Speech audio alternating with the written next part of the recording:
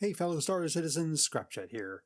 So it's a release weekend for 3.18 and it's basically unplayable for me. So I'm not going to bother with it.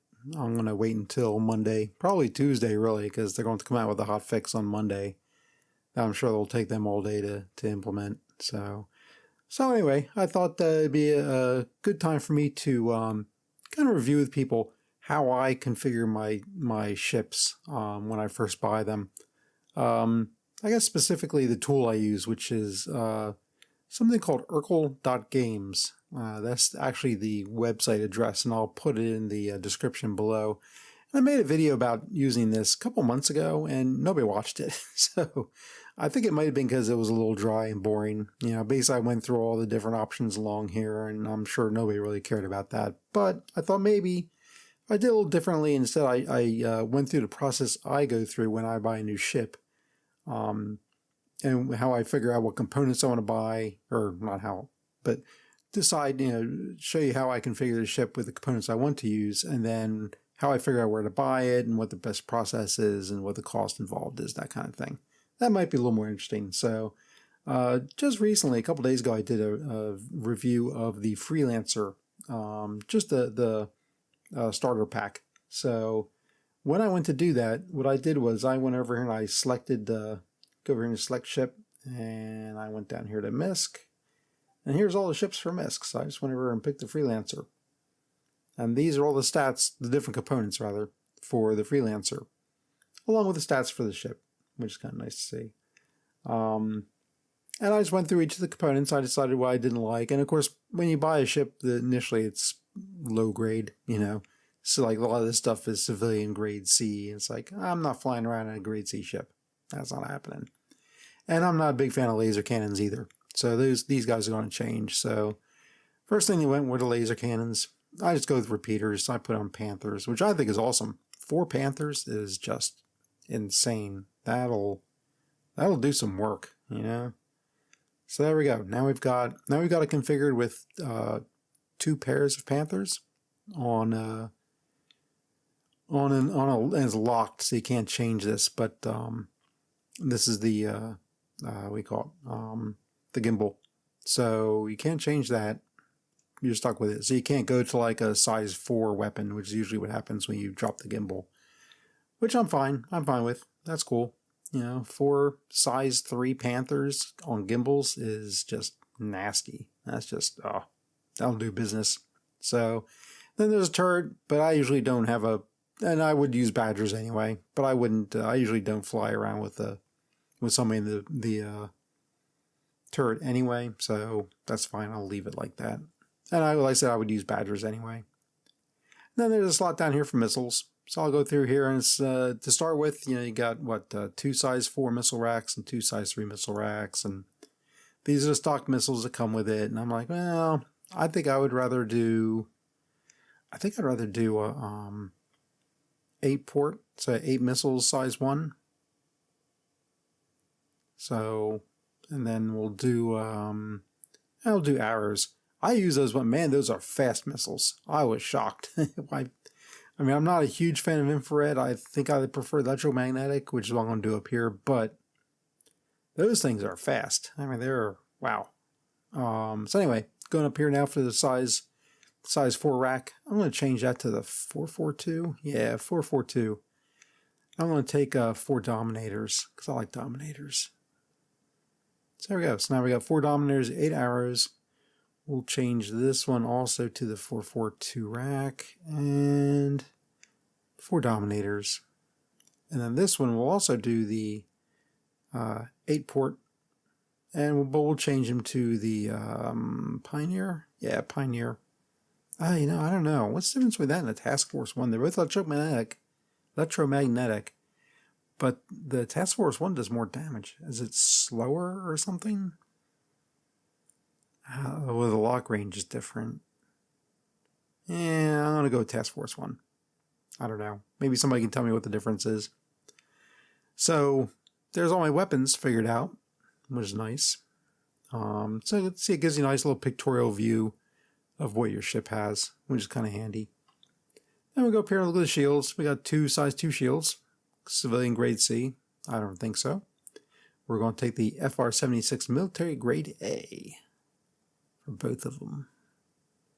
There we go. And then, of course, again, civilian grade C. I don't think so. JS400 military grade A. Boom. Coolers. I think they're avalanches. Yeah, avalanches the military grade A. Do a pair of those.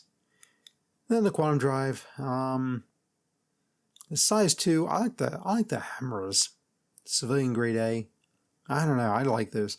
The problem with the you can also sort, which is kind of nice. You can sort by grade, so you can see all, like, here's all the A's, because that's what I want to take. I want to take an A.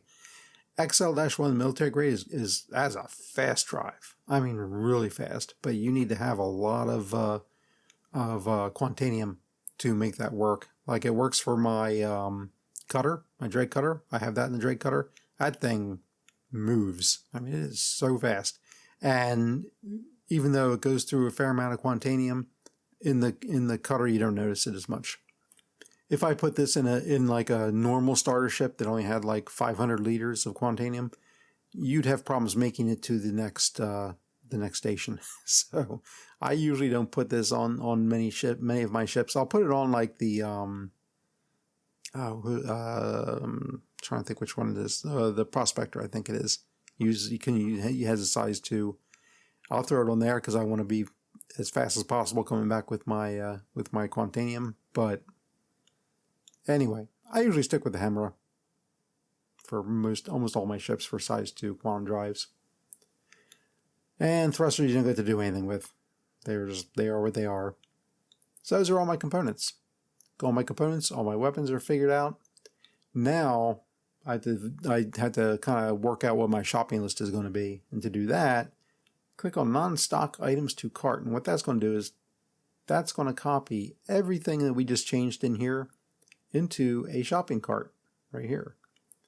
So you click on, after you've clicked on non-stock items to cart, click on the cart, and here are all the items that we just changed, that I just changed just now, and the total cost. So to upgrade my Freelancer, it's going to cost me 327,016 credits.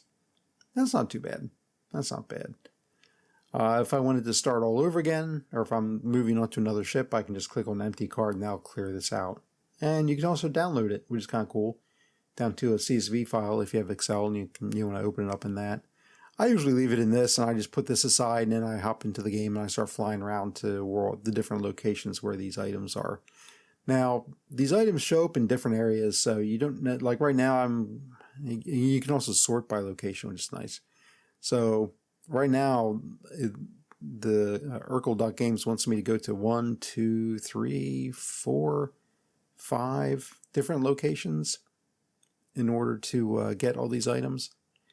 But what you can do is you can actually change this. So you can say, like, let's see, might be able to get rid of ArcL2. If you click on this little arrow here, it'll show you all the locations that sell that item.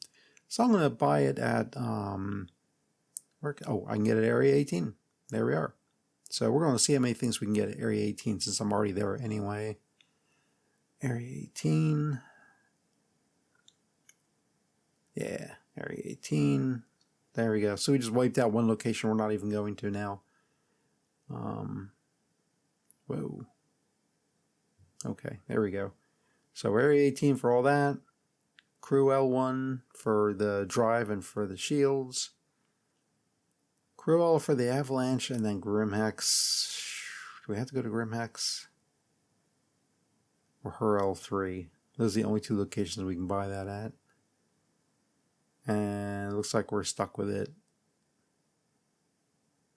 Yeah, we're stuck with that.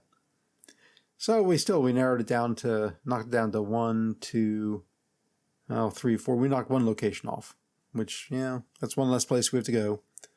And Crew L1 and the Grimhex are right next to each other. Crew L4, actually Crew L4 is on the way over from Area 18. It's actually, all that really is not too bad. We start at Area 18. We purchase all the items on the list here, and then we head on over to Crew L4, and then we head over to Crew L1, and then we head over to Grimhex last. So I think that works out pretty well. So anyway, this is what I use erkul.games for.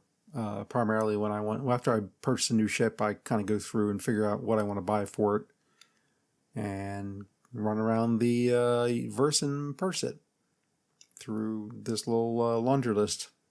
So, and like I said, when I'm done, I can click on empty cart, and now it's empty.